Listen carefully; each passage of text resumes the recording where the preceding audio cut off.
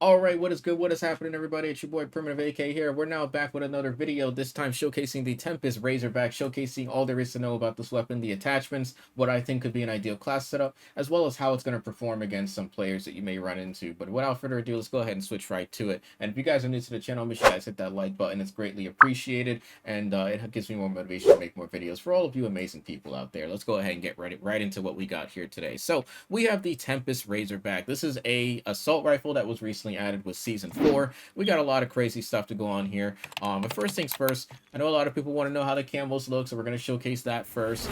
We got Snake Oil Camo, which is granted for getting 50 kills with the weapon, 20 mounted kills for getting the Dark Croc Camo, which looks very similar to Snake Oil, but very nice looking camo here. We got Alien Waves to go with it for getting 40 kills while ADS, and we also got Get 15 double kills for getting Sky Cover Camo, which actually looks like it's straight out of a bundle. This looks pretty nice in my opinion. But for our Mastery Camos, here's our Gold Camo for those that want to see how that look. Here is our Platinum Camo to go with it. Our Polyatomic Camo. And last but not least, the Orion Camo to go with it. Overall, Mastery Camos look pretty presentable, but me personally, I'm actually a pretty fan of the Sky Cover Camo. I think this does look pretty nice. For our solid colors here, for those that are curious on how these look, we'll just kind of run through these and see how they look. Overall, like I said, I prefer the dark black camos. Unplumbed, pinkish is going to look pretty nice, as well as scarlet, which are always presentable camos. And whiteout has a nice little touch to it as well.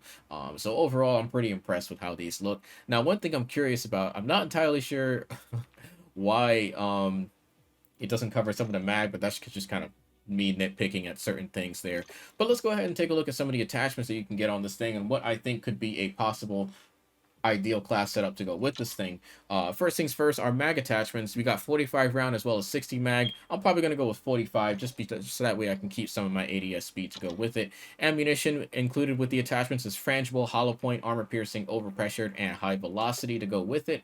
Underbarrel attachments, these are all standard attachments that are included on every single assault rifle, so nothing out of the norm here, but we'll run through it anyway just so you guys can see it for yourselves. And feel free to pause it if you see something that sticks out to go with it. But as far as I know, I didn't see anything out of the norm here outside of what we've already seen in the game.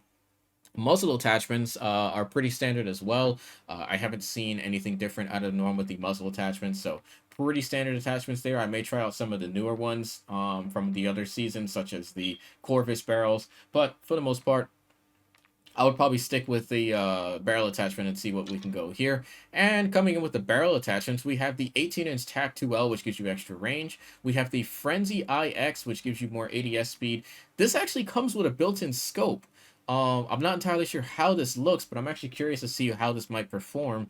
We also have the 16-inch Tanker V scope to go with it, and we also have the 17 IOXL, which comes with a 4.0 magnification to go with it. These are very interesting barrel attachments, and I'm really curious to see how these perform. I actually want to try some of these and see what they do. I may try the Frenzy IX. I'm not saying this is the best attachment to use, but I kind of want to try it and see exactly what it does, just to see how that looks. And the laser sights, once again, all standard laser attachments, nothing out of the norm here, so you don't have to worry about anything different there. And for our optic, you can change the optic that comes with the barrel and change it with something else like the slimline if you prefer. But I may just kind of leave this on here just to see how that looks. I'm just really curious to see what that does. We also have the TR preamble stock to go with it, which gives you aim walking speed and sprint speed. We have the OPR threat, which gives you recoil control, and the TAR ergo to go with aim down sight speed to go with it as well. For our comb, we also have the LTX Eclipse. We have SLK trim, and also the H1 precision. I would probably go with the LTX Eclipse. That's just my personal preference there. And for our underbarrel our rear grip to go with it, I always confuse the two. We have the Casus X, which gives you more aim down sight speed at the cost of recoil control. We have the FLT22 and also the ERGX1. I'm going to go with recoil control because I heard this thing does kick quite a bit, so we're going to go with that one as well. And overall, we got a pretty solid build here. I would probably change the barrel to something like the 18-inch TAC2L for the extra range at the cost of recoil control. Additionally, you can go with the 17 IXOL. Now, I'm curious if you can actually swap. Yeah, no, you can't. So if you use the 17 barrel, you can't put your custom optic on there, so just bear that in mind. But for some reason, it works on the 13 Frenzy where you can swap it out. Not entirely sure the optics of that one and why that works and why it doesn't work, but that's just something that I noticed there. But without further ado, guys, we're gonna go ahead and hop in a private match to see how this weapon performs and whether or not this could be something that's worth your time. Let's go ahead and get right to it.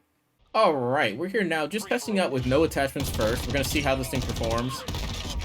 And overall, right out of the gate, this thing's got pretty decent recoil control with a decent rate of fire to go with it. So definitely not bad at all.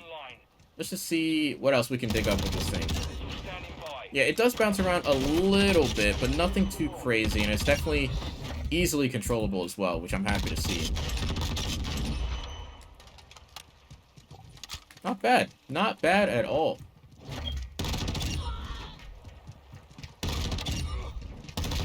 Yeah, this is pretty nice.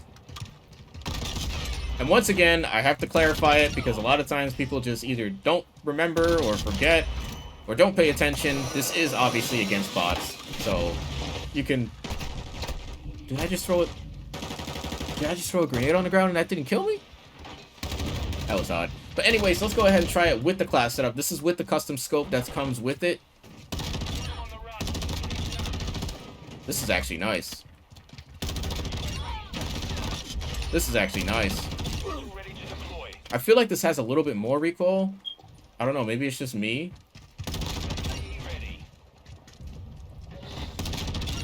I'm not entirely sure. I would actually keep this sight. This sight's actually not bad at all. It's a lot better than I thought. This sight's actually not bad at all. I would actually keep this sight. Hey, let me know what you guys think about this thing. I think it's pretty rock solid. I think it's got a solid foundation. The damage is good. The recoil is good. And I think even with certain attachments, moving stuff around, I may change the barrel around so that way I can get a little more range with it because I am playing on shipment, obviously. But anyways, guys, let me know what you guys think about this weapon. I will catch you guys in the next one. Thank you guys again so much for watching. And be sure to stay tuned for an updated class setup with the tuning. And I'll catch you all later. I'm out of here. Peace out, fellas.